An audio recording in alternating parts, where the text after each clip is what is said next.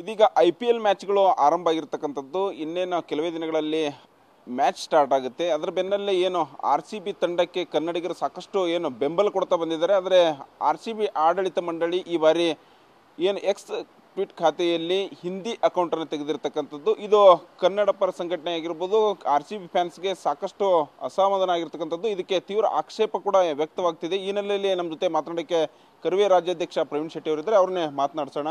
Sir ನಮಸ್ಕಾರ. ಈಗ tweet X ಖಾತೆಯಲ್ಲಿ RCB ಹಿಂದಿ ಫ್ಯಾನ್ಸ್ ಕ್ಲಬ್ ಅನ್ನು ತೆಗೆದಿದ್ದಾರೆ ಸರ್, ಏನು ಹೇಳ್ತೀರಾ ಸರ್? ಇದನ್ನು ಕರ್ನಾಟಕ ರಕ್ಷಣಾ ವೇದಿಕೆಯಿಂದ ತೀವ್ರವಾಗಿ ವಿರೋಧಿಸ್ತಾ ಇದ್ದೀವಿ. ಹಿಂದಿ ಭಾಷೆ ಹೇರಿಕೆಯಿಂದ ಕರ್ನಾಟಕದಲ್ಲಿ ಕನ್ನಡಿಗರು ಕೆಲಸವನ್ನು ಕಳ್ಕೊಂಡಿದ್ದೀವಿ. ಮತ್ತು ಹಿಂದಿಯವರ ದಬ್ಬಾಳಿಕೆ ನಮ್ಮ ಮೇಲೆ ನಿರಂತರವಾಗಿ ನಮ್ಮ ಸೌತ್ ಇಂಡಿಯನ್ ಮೇಲೆ ಜಾಸ್ತಿ ನಡೀತಾ ಇದೆ. ಆದ್ದರಿಂದ ಈ ಕೂಡಲೇ RCB ಕನ್ನಡಿಗರ ಹೆಸರಲ್ಲಿ ಬಂದಿರುವಂಥದ್ದು, ಬೆಂಗಳೂರು ಹೆಸರಲ್ಲಿ ಬಂದಿರುವಂಥದ್ದು. ಇಲ್ಲಿಯ ತನಕ ಹಿಂದಿ ಪೇಜ್ ಇದ್ದಿಲ್ಲ. ಇವತ್ತು ಹಿಂದಿ ಪೇಜ್ ಮಾಡಿ ಕನ್ನಡಿಗರ ಭಾವನೆಗಳಿಗೆ ಧಕ್ಕೆ ತರುವಂಥ ಕೆಲಸವನ್ನು ಮಾಡಿದ್ದಾರೆ. ಕನ್ನಡಿಗರು ಒಬ್ಬ ಆಟಗಾರನ ಕನ್ನಡಿಗರನ್ನ ಇಟ್ಕೊಂಡಿಲ್ಲ. ಇದು ಯಾವ RCB, ಯಾವ ಕನ್ನಡಿಗರು, ಯಾವ ಬೆಂಗಳೂರು, ಇವ್ರಿಗೆ ಏನು ಸಂಬಂಧ ಅನ್ನುವಂಥದ್ದು ನಾವು ಕೇಳಬೇಕಾಗತ್ತೆ. ಈ ಕೂಡಲೇ ಹಿಂದಿ ಪೇಜನ್ನು ತೆಗೆದು ಕನ್ನಡ ಪೇಜನ್ನು ಕೊಡಬೇಕನ್ನುವಂಥ ಒತ್ತಾಯವನ್ನು ಮಾಡ್ತಾ ಇದ್ದೀವಿ.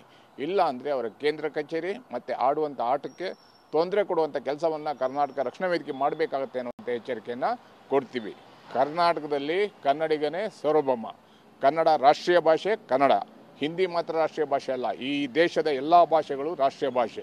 ಕನ್ನಡಕ್ಕೆ ಗೌರವ ಕೊಡಬೇಕು, ಕನ್ನಡ ಭಾಷೆಗೆ ಗೌರವ ಕೊಡಬೇಕು. ಕನ್ನಡದ ಪೇಜ್ಗಳು ಇರಬೇಕು. ಬಿಟ್ಟರೆ ಇಂಗ್ಲೀಷ್ ಪೇಜ್ ಇದೆ ಅಲ್ವಾ, ಹಿಂದಿ ಯಾಕೆ ತಿರುಗ್ತೀರಾ ನಮ್ಮ ಮೇಲೆ? ತಿರುಕೋ ಕೆಲಸವನ್ನು ಮಾಡಬೇಡಿ ಅನ್ನುವಂಥ ಎಚ್ಚರಿಕೆಯನ್ನು ಕೊಡ್ತಾ ಇದ್ದೀವಿ.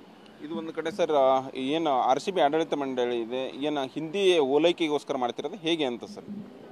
ಕನ್ನಡಿಗರ ಮೇಲೆ, ಕರ್ನಾಟಕದ ಮೇಲೆ ಹಿಂದಿಯನ್ನು ಹೇರುವಂಥ ಕೆಲಸ ಕೆಲವು ಒಳಸಂಚು ಮುಂಚೆಯಿಂದಲೂ ನಡೀತಾ ಇದೆ. RCB ಇವತ್ತು ಅದನ್ನ ಎತ್ತರಕ್ಕೆ ತಗೊಂಡು ಹೋಗುವಂಥ ಕೆಲಸ, ಅದ್ರ ಮೂಲಕ ಮತ್ತೆ ಕನ್ನಡಿಗರ ಮೇಲೆ ಒತ್ತಡ, ಹಿಂದಿಯನ್ನು ಹೇರುವಂಥ ಕೆಲಸ RCB ಯಾರು ಓನರ್ಸ್ ಇದ್ದಾರೆ, ಯಾರು ಆಫೀಸ್ ಬೇರರ್ಸ್ ಇದ್ದಾರೆ, ಅವ್ರು ಮಾಡ್ತಾ ಇದ್ದಾರೆ. ಈ ಕೂಡಲೇ ಅದನ್ನು ತೆಗಿಬೇಕು, ಆ ಪೇಜನ್ನು ತೆಗಿಬೇಕಂದು ಒತ್ತಾಯ ಮಾಡ್ತಾ ಇದ್ದೀವಿ.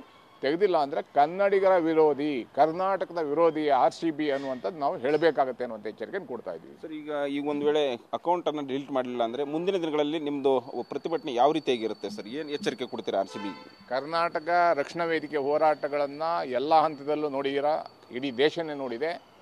RCB ಅವರ ವಿರುದ್ಧ ಹೋರಾಟ ಮಾಡಲಿಕ್ಕೆ, ಎಚ್ಚರಿಕೆ ಕೊಡಲಿಕ್ಕೆ ಕನ್ನಡಿಗರಿಗೆ ಏನು ತೊಂದರೆ ಇಲ್ಲ. ಹಿಂದಿ ತೆಗೆದಿಲ್ಲ ಅಂದರೆ RCB ತಂಡದ ವಿರುದ್ಧ ಹೋರಾಟವನ್ನು ಮಾಡ್ತೀವಿ. ಮ್ಯಾಚ್ ನಡುವಲ್ಲಿ ತೊಂದರೆಯನ್ನು ಕೊಡ್ತೀವಿ.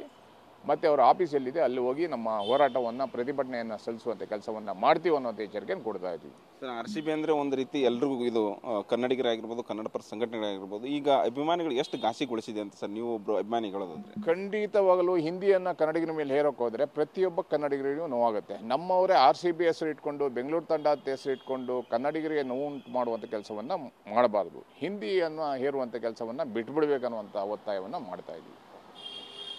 ಇದಿಷ್ಟು ಏನು ಕರ್ವೆ ರಾಜ್ಯಾಧ್ಯಕ್ಷ ಪ್ರವೀಣ್ ಶೆಟ್ಟಿ ಅವರು ಮಾತಾಗಿರ್ತಕ್ಕಂಥದ್ದು. ಕ್ಯಾಮ್ರಾ ಪರ್ಸನ್ ಬಾಲಾಜಿ ಜೊತೆ ವಿನಾಯಕ್ ಬರೋ TV9.